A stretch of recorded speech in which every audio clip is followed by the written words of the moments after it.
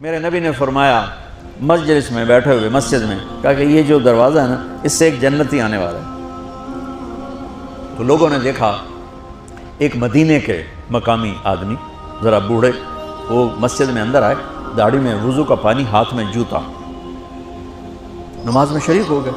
اگلے دن آپ کی محفل تھی تو آپ نے فرمایا یہ جو سامنے دروازہ ہے اس سے ایک جنتی آ رہا ہے۔ تو سیم وہی آدمی اسی حالت میں انٹر ہوئے۔ اگلے دن ہوا تو آپ نے کہا اس دروازے سے جنتی آنے والا ہے، ٹھیک وہی آدمی اسی حالت میں انٹر۔ اس مجمع میں ایک صحابی بیٹھے ہیں، ان کا نام ہے عبداللہ بن عمرو۔ یہ 1,24,000 صحابہ میں ان کی ایک اسپیشلٹی ہے کہ یہ سب سے زیادہ عبادت کرتے تھے، سب سے اتنی عبادت کسی نے نہیں کی۔ ساری رات نفل پڑھتے تھے، سارے دن کا روزہ رکھتے تھے اور دن رات میں ایک قرآن ختم کرتے تھے۔ کوئی ہمارے جیسا اول تو کر نہیں سکتا، کرے گا تو چوتھے دن پاگل ہو جائے گا، دماغ خشک ہو جائے گا، اور انہوں نے نبھا کے دکھایا۔ رات پوری تہجد، دن پورا روزہ، اور رات اور دن میں ایک ختم قرآن۔ اب ان کو خیال آیا کہ یہ بابا جی مجھ سے بھی زیادہ عبادت کرتے ہیں، جو ان کو یوں ڈائریکٹ جنت کی بشارت ملی اور مجھے نہیں ملی، تو میں دیکھتا ہوں یہ کون سی عبادت کرتے ہیں۔ کیا یہ ساری رات سجدے میں پڑے رہتے ہیں، رکوع میں کھڑے رہتے ہیں، قیام میں کھڑے رہتے ہیں، کیا کرتے ہیں؟ تو ان کے پاس پہنچ گئے، چاچا کچھ تھوڑا والد صاحب کی ناراضگی ہے، دور رہنا چاہتا ہوں، 2-3 دن ٹھہر جاؤں آپ کے پاس؟ ہاں ہاں ہاں بیٹا آ جاؤ آ جاؤ آ جاؤ۔ اب عشاء کی نماز کے فوراً بعد انہوں نے چادر اوپر لی اور چادر میں یوں سوراخ کیا اور یوں لیٹ کے دیکھنے لگے کہ اب یہ بزرگ کیا کرتے ہیں۔ بزرگ تشریف لائے، سرانے پہ سر رکھا، اللہم بسمک اموت و احیا، سونے کی دعا پڑھی، اور تھوڑی دیر بعد خراٹے آتے۔ وہ بڑے حیران ہوئے، بھئی میرا تو خیال ہے یہ ساری رات سجدہ کرے گا تو رو رو مصلی تر کر دے گا، یہ تو خراٹے چون جاندے نہ ہو جا رہے ہیں۔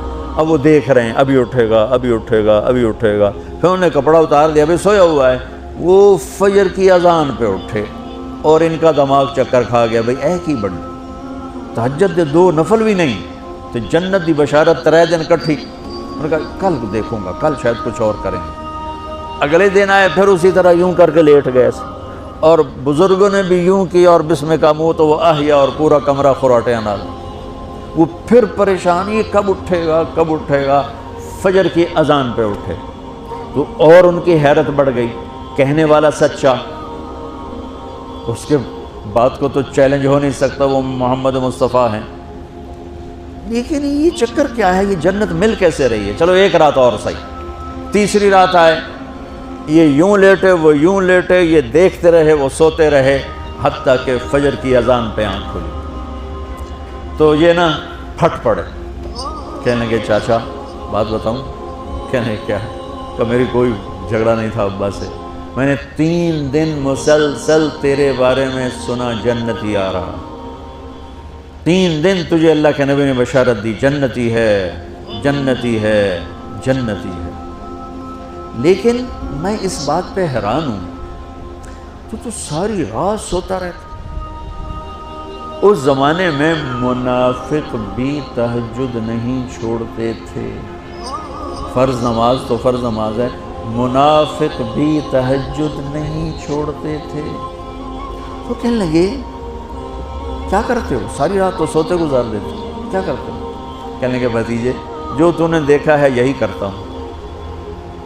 اب یہ پریشان ہے کہ اللہ کے نبی کی بات کو تو چیلنج ہو نہیں سکتا، اور جس کو بشارت دی ہے انہوں تے فٹ نظر نہیں آ رہی کہ کیسے 2 نفل آج کہ نیک لوگ تہجد نہیں چھوڑتے۔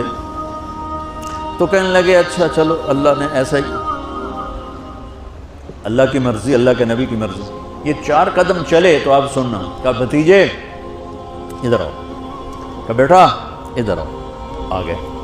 کہنے لگے اب تمہیں اصلی بات بتاؤں، اب تمہیں اندر کی بات بتاؤں؟ انہوں نے کہا کیا ہے کیا ہے؟ اب وہ تیار ہو گئے کہ یہ کہیں گے میں 3 دن بیمار تھا اس لیے میں اٹھ نہیں سکا، ورنہ میں تو ساری رات سجدے میں گزارتا ہوں، میں تو ساری رات روتے روتے گزارتا ہوں، تو 3 دن میں بیمار تھا، میرے پیٹ میں درد تھا، میرے سر میں درد تھا، تو میں اٹھ نہیں سکا، ورنہ تو دیکھتا تو حیران ہو جاتا میری رات کیسے ہوتی۔ کہتا ہاں جی جی جی۔ تو کہنے لگے مجھے دیکھو یہاں ہاتھ رکھا، یہ جو دل ہے نا، دل اس میں دنیا کی کسی انسان کی نفرت نہیں ہے، اور جب اللہ کسی کو کوئی رزق دیتا ہے تو مجھے کبھی حسد نہیں ہوا، مجھے خوشی ہوتی ہے۔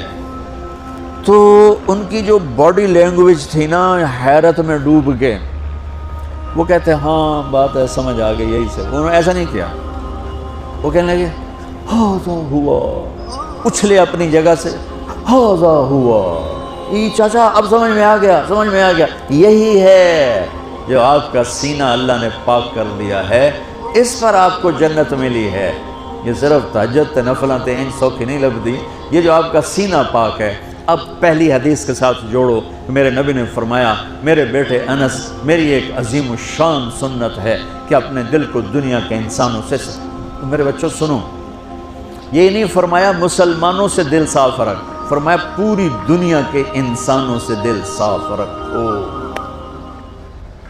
یہ بچیاں کر لیں، آپ کر لو، میں کر لوں، یہ تمہارے استاد کر لیں، کوئی کر لے، میرے رب کی قسم بڑے بڑے عبادت گزار ان کی پرواز کو نہیں پکڑ سکتے، بڑے بڑے سجدہ کرنے والے اور رکوع کرنے والے نفلی ان کی پرواز تک نہیں پہنچ سکتے۔